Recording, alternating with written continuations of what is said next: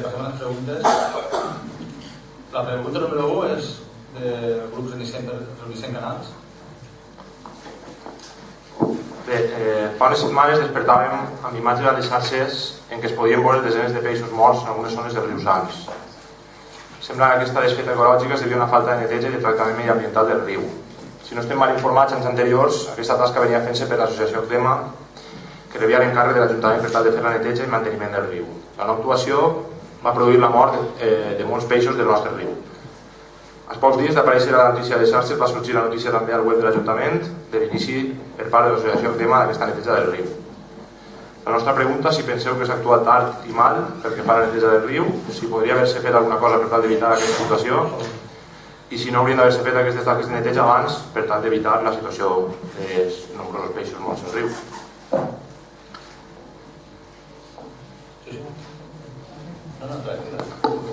Bueno, en primer lugar, buenas noches a los asistentes y sobre todo a los que aún permanecéis aquí.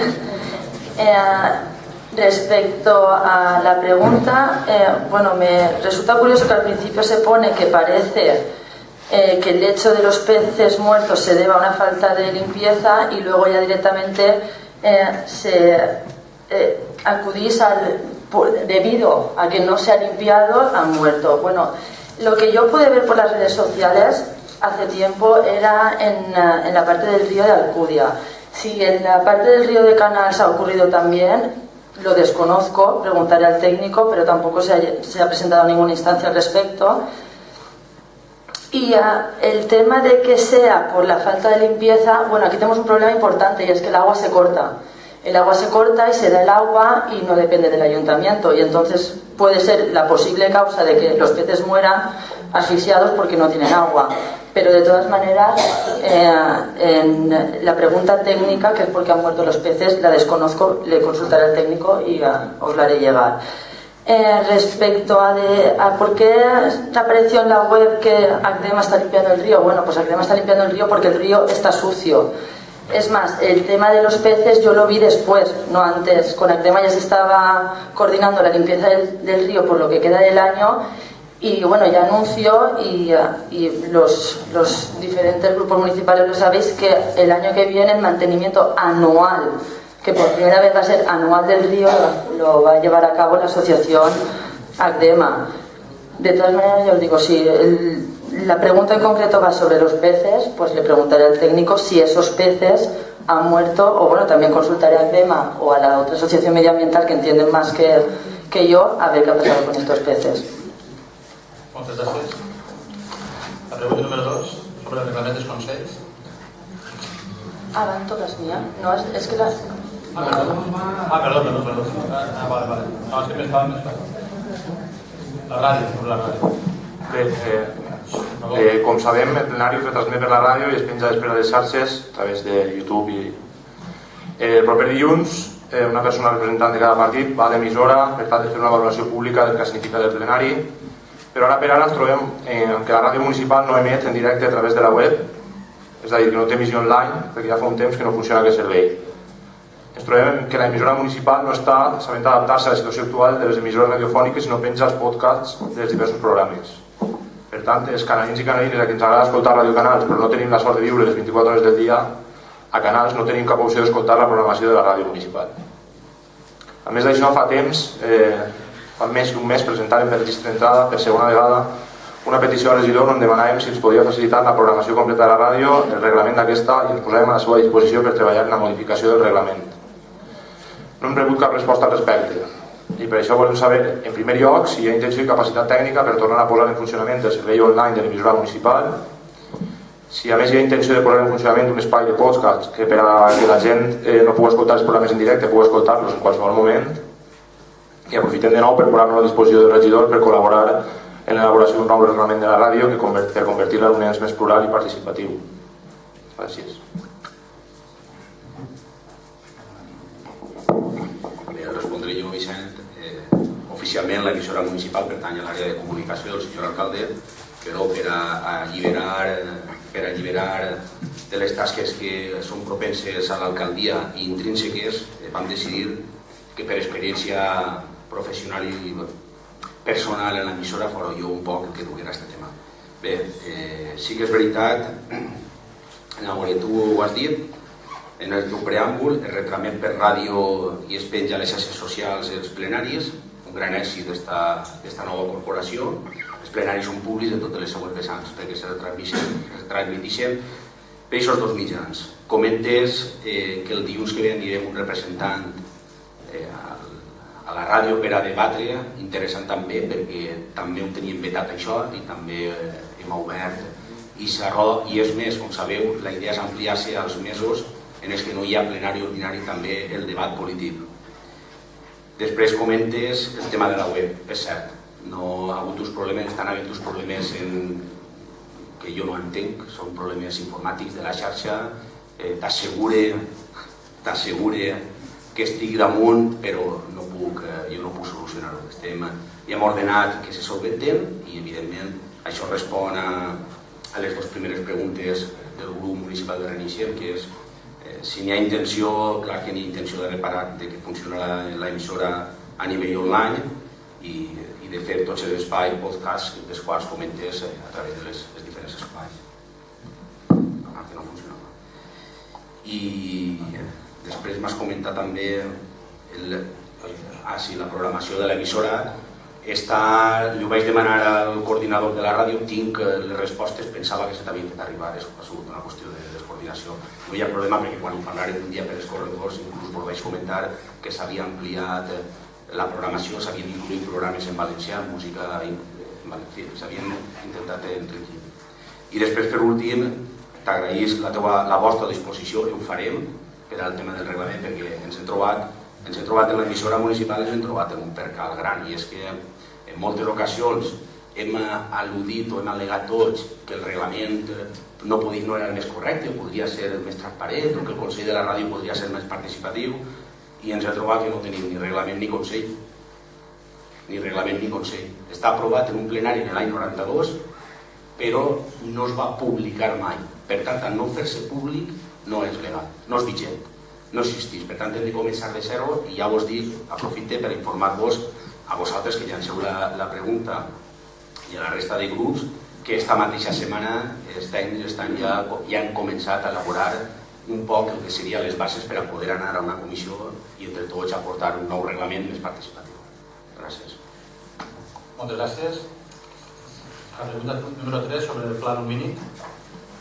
Bé, aquesta és una pregunta que ens arriba a través de les xarxes i ens pregunten si en relació al llum públic si existís o s'està pensant elaborar un pla mínim municipal.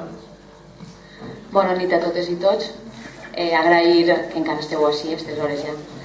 Bé, que jo tinga constància no existís i sí, la segona resposta és sí. Estem parlant, estic parlant també amb tècnic per intentar dur a terme un pla lumínic potent, per exemple, on podem dotar d'espulls foscos, el il·luminament adequat, intentar un projecte engrescador com és el de sectoritzar, diguem, el municipi i pedanies amb el seu model de farola, i estic també oberta a qualsevol suggeriment per vosaltres, i si necessiteu, jo quan tinga un esbós o qualsevol cosa us la faré arribar. Gràcies. Moltes gràcies. La pregunta número 4 sobre el microbús de Tots Sants. Felicitar a Maria Josa Castells per la iniciativa del microbús per al dia de Tots Sants.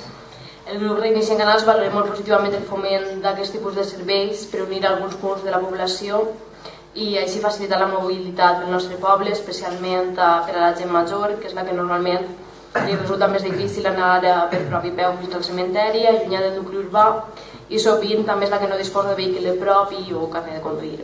De manera que ens alegra aquesta iniciativa dut a terme endavant per la regidoria de serveis municipals. A més, aquest servei ajuda a descol·lapsar una miqueta l'embús que se sol produir al cementeri en aquestes dates, i la línia de crear i compartir recursos públics creiem que és un molt bon camí per a la gestió de serveis municipals. Dit això, ens agradaria saber si la regidora té dades de l'ús que es va fer del servei i si considera que podria millorar-se d'alguna forma de cara a futurs anys, horaris, parades, major difusió, i remarquem que ens sembla una molt bona iniciativa i que per això mateix creiem important la reflexió conjunta per tal de millorar el que calga i seguir treballant en aquesta línia. Bé, seguint també el model jo crec que de l'equip de govern i jo mateix d'intentar humanitzar els serveis municipals i pensar en tota la gent, vaig pensar que era una bona idea per també arribar a aquell sector de gent que o no disposa de cotxe o és complicat que la porten en aquests dies. Així com percentatges no tinc, sí que he estat a peu de carrer i les valoracions han sigut positives.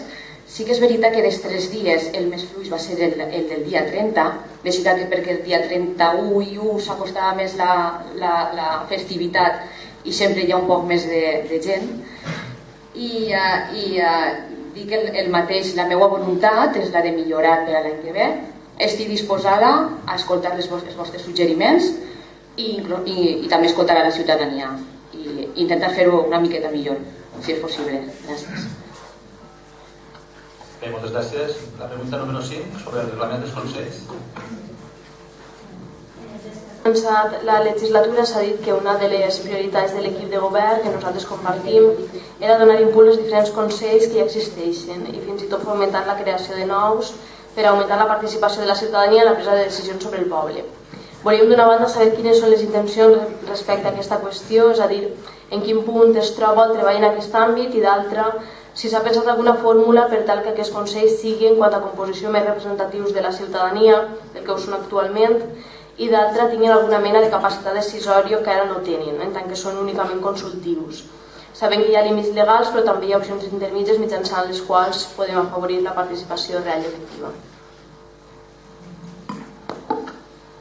Bien, contestaré yo porque soy la coordinadora de todos los consejos.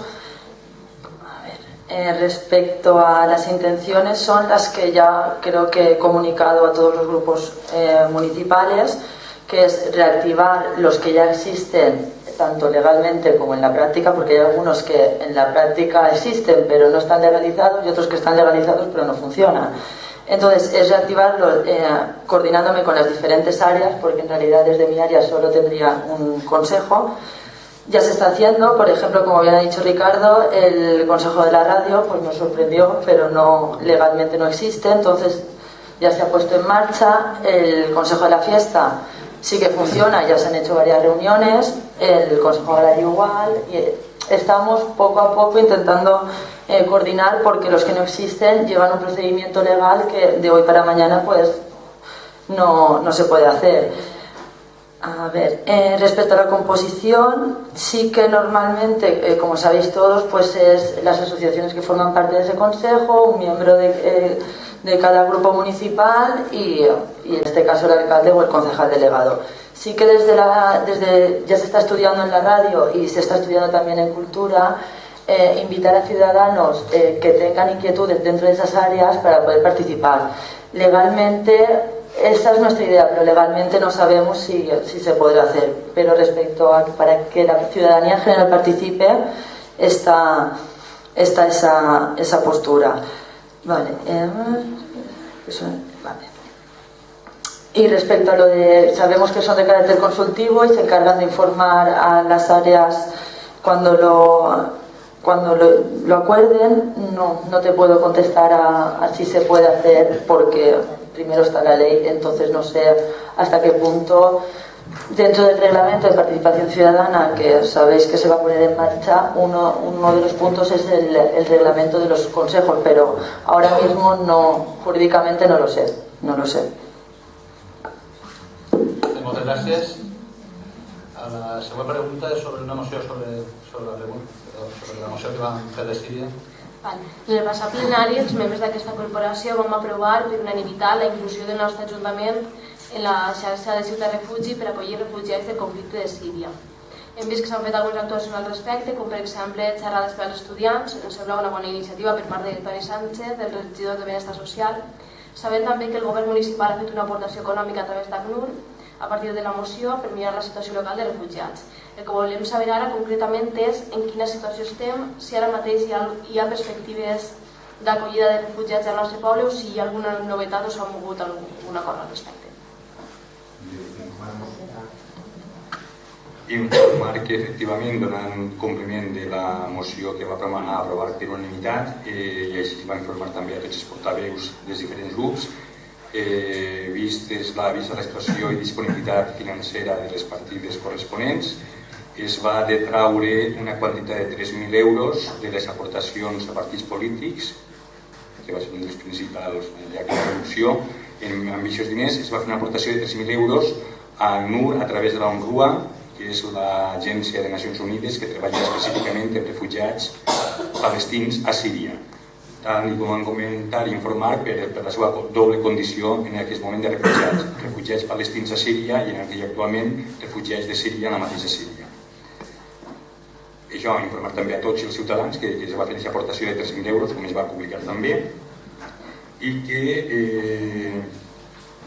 respecte de la inclusió del nostre Ajuntament encara és veritat que no hem fet res, donat que, i que pot ser, si és la meva responsabilitat, o el meu esperit més crític, donat que fins ara sols han arribat 12 refugiats siris a Espanya, doncs crec que l'Ajuntament, els recursos que puc oferir l'Ajuntament de Canals sobren, no? Crec que n'hi ha més cobertura allà. Jo crec que el tema va més enllà de la nostra participació, com vam quedar, estarem per veure i valorar les situacions, però sempre i quan tinguem clar quines són les condicions i l'estatus de refugiats polítics i per a quants anys, o quina serà la seva situació. És a dir, el que tinguem molt clar des de l'equip de govern és que no volem és acollir a cap persona que després no sapiem quina va ser la seva situació i el seu estatut legal com a refugiat i quina va ser també el seu retornament. Per això el plantejament de que l'aportació a través d'aquest projecte d'UNRWA fora atendre a la població refugiada sobre el terreny, és a dir, per tal d'evitar que siguin més refugiats del que ja són. Però ja dic que estem oberts a que en qualsevol moment, quan la qüestió legal sobretot estigui clara, poder fer front si estem en disposició de poder aportar els nostres recursos. Moltes gràcies. Ara passem a les preguntes del Partit Popular. N'hi ha dos... Perdó. Sí, espera. És que volies queixar-me. La població veïna de l'Alcúdia Crespins pot veure fa de temps en una difícil situació si la decisió d'Adif no canvia i decideix portar davant el projecte de llevar el pas a nivell tancant l'accés a l'Alcúdia a través de l'estació. Entenem que el fet de ser una població veïna amb qui compartim tants vincles personals, però amb qui a més podem mantenir vincles de gestió municipal, i tenint en compte que l'estació és un servei que utilitzen de forma compartida, no podem més que estar del seu costat per evitar que aquesta decisió perjudique les comunicacions entre la nostra població i l'Alcúdia Crespins.